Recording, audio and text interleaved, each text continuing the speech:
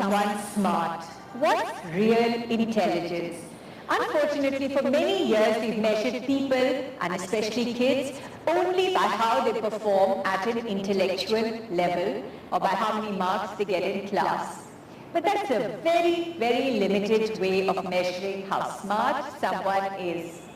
Today we're going to look at intelligence.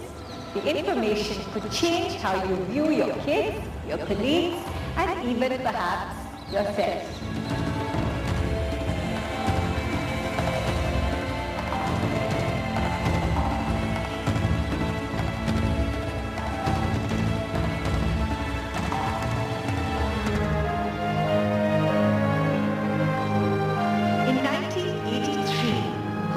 University researcher Howard Gardner stunned the world with his path-breaking work on multiple intelligences. Gardner questioned the idea that intelligence could be measured by IQ tests. He said that there were in fact 7 different kinds of intelligences that the standard tests could not even begin to measure. He's been called a paradigm shifter, and his work has had a profound impact on thinking and education. There are many ways in which we as parents kill our kids' natural intelligence. They go through life leading mediocre lives when they could be truly exceptional. Mostly we do this because we don't know any better. Today we're going to get a whole new blueprint for looking at people from someone who studied with Howard Gardner himself. Ashish Rajpal started out as an MBA, was worldwide marketing director for French multinational Danone based in Paris. Then, after the birth of his children, he took a complete detour and signed up to study mind, brain and education at Harvard University. When he came back to India, along with a bunch of friends, he started iDiscoverI, an organization that aims to transform the way teachers teach and the way kids learn.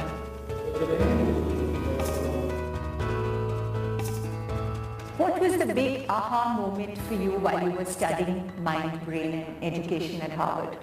Most people just take it for granted that how could you question intelligence? Intelligence is about being clever, which is usually about someone who speaks well, someone who's good with logic and numbers, can do calculations quickly and gets good marks. That's a very narrow definition of intelligence. Maybe the mind has different parts and some parts do other things well, and so everybody doesn't have to do everything well.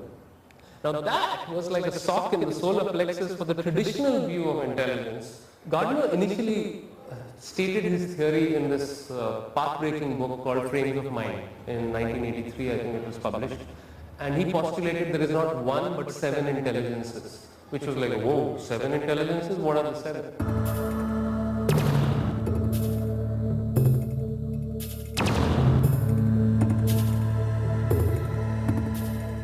Verbal intelligence can manifest itself in various ways. Say, some people may choose to write poetry or writing, or Arundhati Roy would be a good example. I think a modern example of someone who has an uncommon verbal intelligence. I think she's a very fine writer. May not agree. Or Shakespeare from another era for that matter. But also public speaking. So for instance, Kennedy spoke 360 words per minute. That had some uncommon ability to do that and at the same time engage an audience. I think Bill Clinton, I've heard him speak firsthand, has an uncommon command over the language.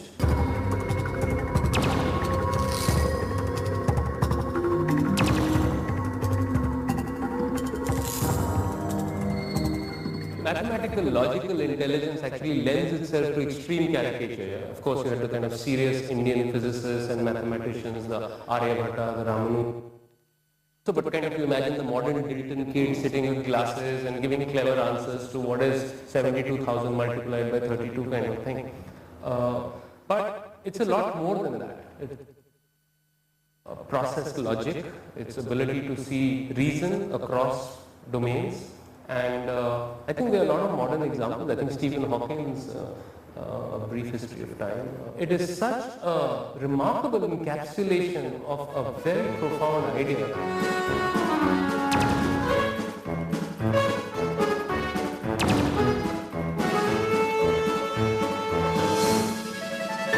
Musical intelligence, again something which, again if you look at North Indian culture, something relegated to, we the Sabha people don't do, I think one of the big losses in our culture has been the relegation of music to something which is not intellectual or not profound but an entertainment alone. But I think what Pandit Ravi Shankar has been able to do and stand for, and many of our dancers, many of our modern musicians, now if you see new bands like Nirvana and so on, I think you're going to see a resurgence of music in a very big way.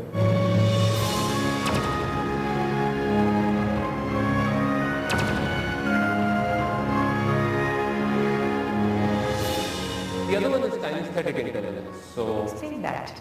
That is, Sachin Tendulkar is the kind of simple interpretation of that. Hand-eye coordination, the ability of the mind to instruct the body to perform at the right places. All the sports models, the great athletes, Jesse Owen, Carl Lewis, Tiger Woods, Michael Jordan. And we spoke of liberation. I mean, look at the liberation of how some of these people coming from extreme poverty in a single generation were able to come out the moment this talent was recognized. Carl Lewis won 4 gold medals not because he was physically a superior specimen. He was a superior specimen, but there are hundreds and thousands of people like Carl Lewis. He had an uncanny ability for his mind to instruct his body at the right time.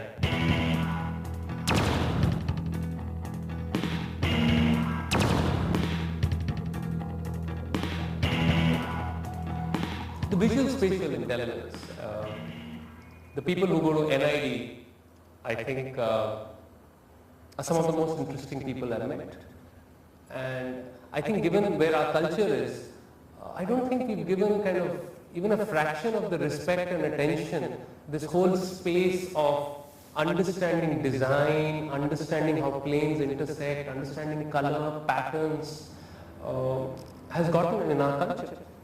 So, of course, the odd Satish Gujral kind of person gets the attention.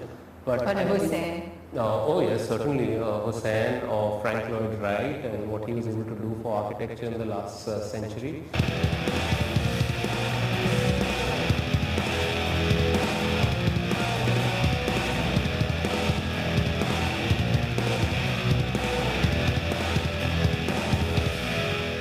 I think to me the aha moment after reading Gardner's work was, you know what? I can look at somebody and appreciate them completely differently because I now have a different blueprint through which to look at people. For me, it was a very big revelation reading that book. Because I mean, completely. I think anyone who has children particularly, this could be the most liberating realization you have as a parent.